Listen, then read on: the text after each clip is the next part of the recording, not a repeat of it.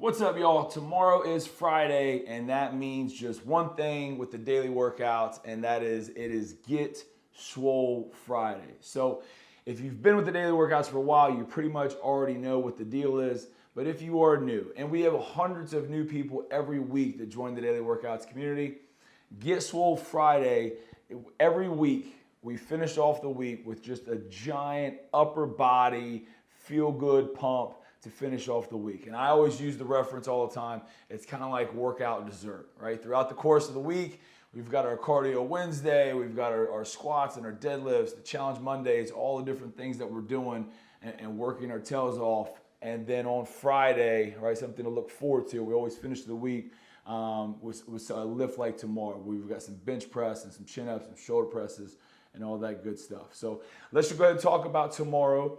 Coming off the warm up, we're gonna get into our movement prep, that 1A, 1B, and that's gonna be push-ups and band pull aparts. All right, just keeping it nice and simple, but getting the chest and the shoulders and upper back nice and warmed up and ready to bench press.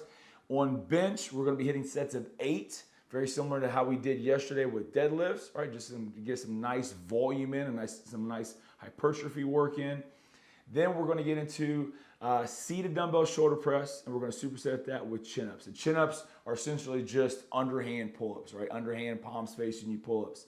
Now, with the seated dumbbell shoulder press, that is sitting down on a bench. However, I like to sit down on the bench without adjusting the bench up to where I'm leaning against the backrest. I like just to sit up nice and tall on my own. Right, that way I'm using my core and I'm keeping my good posture.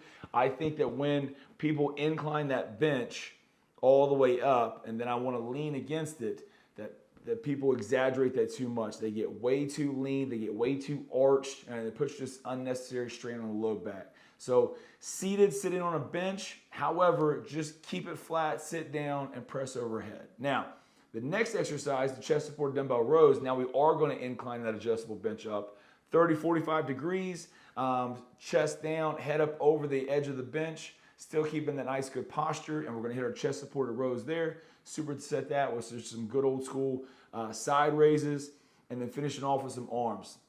Speaking of old school, barbell curl doesn't get much more old school than that. And with the barbell curls, I know for a lot of people, barbell curls will bother their wrist. All right, so if you wanna switch those to dumbbells, always more than welcome to switch the dumbbells. Really any curl exercise, any variation that you want to tweak, if you've got a favorite, go for it. And then dips. So when I say dips, I'm referring to dips on a dip rack or a dip attachment on a rack. If you don't have one of those, the closest substitute is not bench dips. The closest substitute is going to be a close grip or a diamond push-up. All right, so hand placement inside the shoulders, keeping the elbows nice and tight, and hitting some close grip push-ups in place of dips. Now, the last thing I want to do before we get into the weekend is I got a couple questions that I wanted to go ahead and answer. One of them is one of the questions that I get all the time, and that is, do I need to do all 5 workouts every week to see benefits out of the daily workouts? And the answer is absolutely not. You do not need to do all 5 workouts every week. You do not need to do all 5 workouts on any given week. I always tell people to pick and choose either the days that make sense for their schedule or to pick and choose the days that make sense for what their goals are. All right? So if one of your main goals is going to be to get stronger, I really want to get stronger, I want to add some muscle mass, right? Well, those days for that, those Tuesdays, Thursdays, and Fridays, those are our strength focused days. All right, so those are the days that I would really make sure that I get 2 or 3 of those in per week. The Mondays, the challenge Mondays, I mean, that's kind of a mix. You're going to build some strength, you're going to build some power, you're going to build some conditioning. They're also fun, competitive, and then obviously you've got your cardio Wednesday if you're wanting something to get in shape.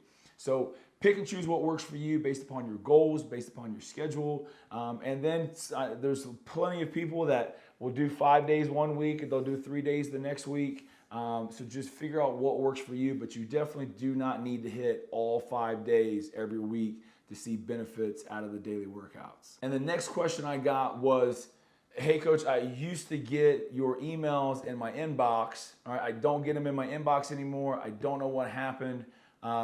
Can you help me out? And essentially with email now, email is crazy. And because the daily workouts go to so many people, we're basically considered a newsletter. And with email inboxes now, depending on whether you have Gmail or Yahoo, or I almost said Hotmail, but I mean, that's really dating me now just to know what Hotmail is.